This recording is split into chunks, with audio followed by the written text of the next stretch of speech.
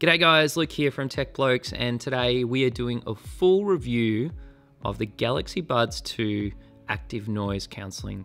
So the Active Noise Cancelling feature wasn't available in the original Galaxy Buds. Still fantastic earphones, but unfortunately the Active Noise Cancelling feature didn't come until Samsung released their Pro model. But now with the new Galaxy Buds 2, we do get active noise cancelling in these particular headphones.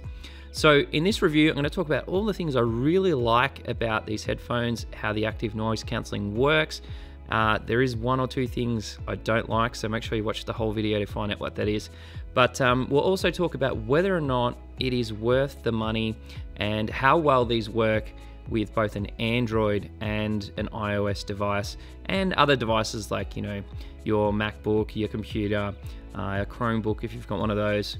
Alright guys, so let's talk a little bit about the fit and finish of the Galaxy Buds 2. So you can see in comparison to the old model, these have more of an oval shape and they are missing this little wingtip that was on the first generation of Galaxy Buds. In terms of weight, very similar, but personally I've just found that the more oval shape does fit into my ear a lot better. What that means is there's a fairly good passive amount of sound being blocked when the ear tip is sitting firmly in your ear. You can see there's a microphone just here and just here.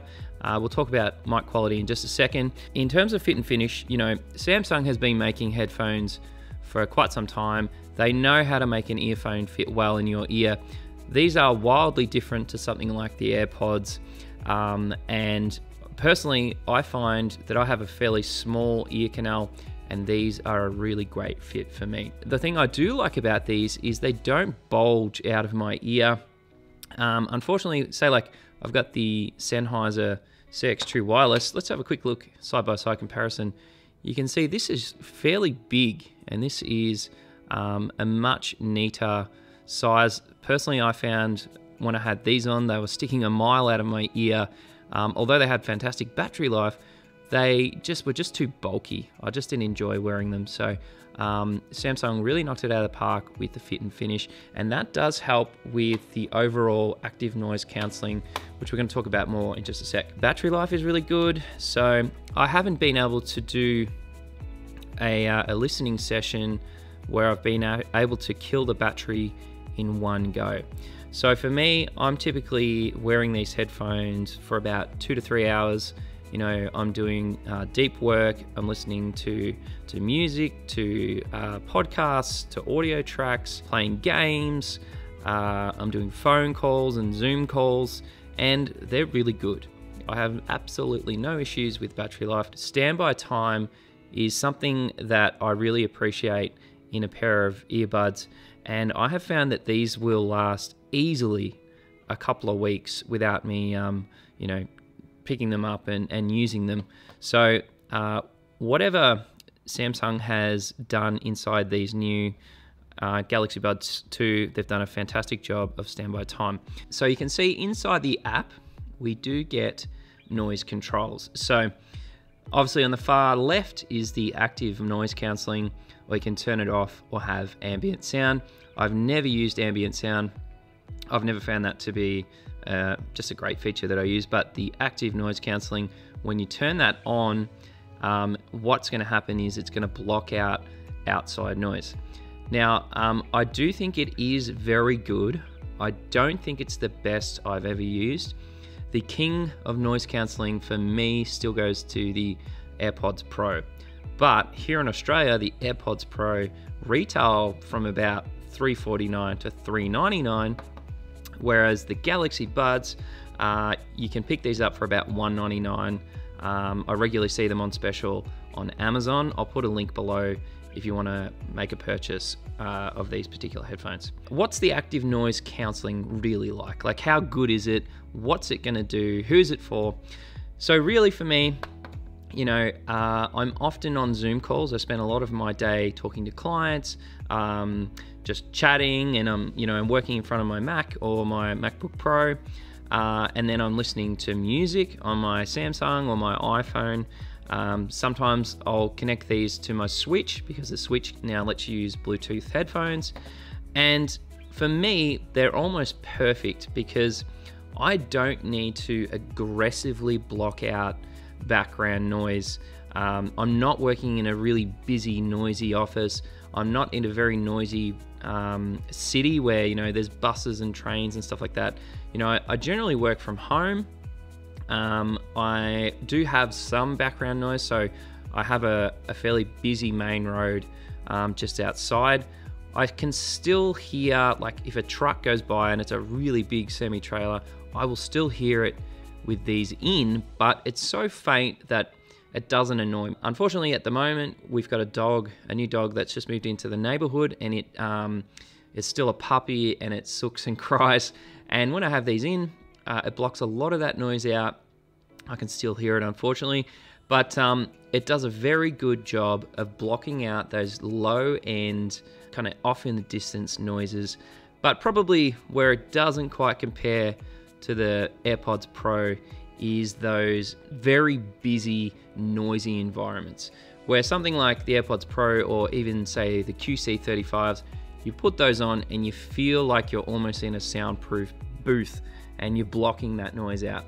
But again, there's almost $200 difference between the AirPods Pro and something like the Galaxy Buds 2.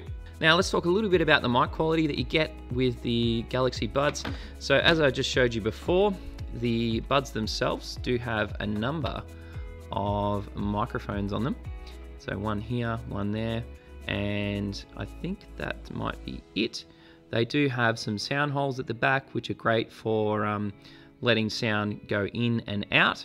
But mic quality for me is very good, both for phone calls and for doing things like Zoom. I even use them on Discord. I wasn't sure how they go with Discord, but my friends all commented that they sounded really clear. And in my book, that's a real win. Connecting them to your computer and your phone and all that is fairly simple. If you have a Samsung device, as soon as you open them up, you'll get a little prompt that says, do you want to connect them? You obviously just hit connect and away you go. If you want to connect them to a different device that's not Samsung and not, like a Google Pixel, the process is slightly different. You have to actually open them and then you hold the touch sensors on the buds themselves, and then that will start the pairing process. Now, the other good thing is, guys, these have been out for a couple of months, and typically Samsung's approach to pricing is to bring them out at their full retail price. So I think that was about $220 here in Australia, but pretty quickly they start offering discounts. So I've already seen these with a discount to $199, which for $199, I think they're exceptional. You get everything that you would get in a premium pair of wireless earbuds. You're getting wireless charging. It's USB Type-C connection on the back, which means you can use any of your smartphone chargers. Pairs to multiple devices, active noise cancelling, great mic quality, great battery life. They're a very complete package. Now, in saying that, they're not perfect. They're very good, but they're not perfect. There are a few things, just minor things that you might need to be aware of. So the first thing is they do, unfortunately, kind of work themselves out of my ears when I'm walking and doing exercise. What I've noticed is when you put one of these in your ear, you have to be very careful to make sure that this pointy part of the shape of the headphone is facing towards the top of your ear. So typically I would put it in and I would turn it so that this is facing backwards, so like my back of my head would be here. But you need to be careful that they are facing up like that. That is the way they're designed to fit in your ear.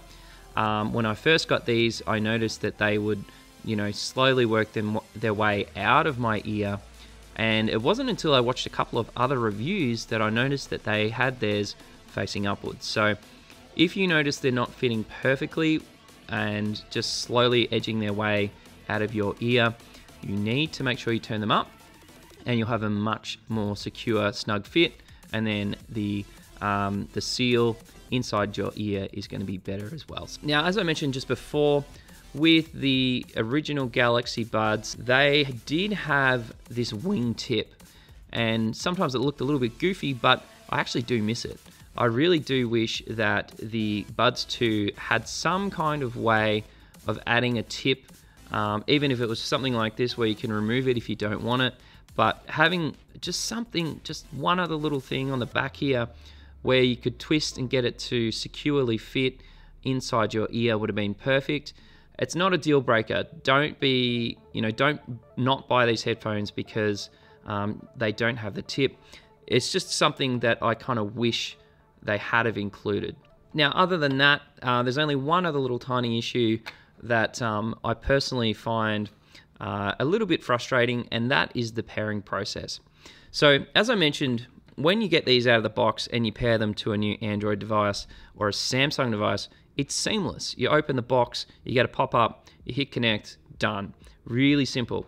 However, if you are trying to connect these with a non-Samsung, non-Google device, the process is a little bit clunky in the fact that there's no button. So if you look at, we've got the AirPods Pro, got the pairing button on the back. We've got the Pixel Buds, got the pairing button on the back.